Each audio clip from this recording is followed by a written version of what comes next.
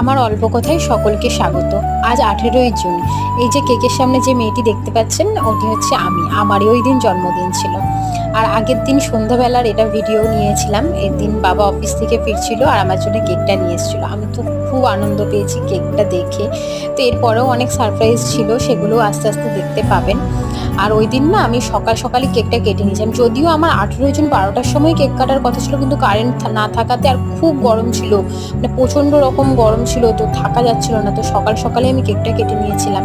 আর সারাদিনের পর অপেক্ষা করে সন্ধেবেলা আমি কেক কাটতে পারতাম না, কারণ কেকটা আমার ফ্রিজের মধ্যে আছে। আমি কখন খাবো আমার মন হচ্ছে।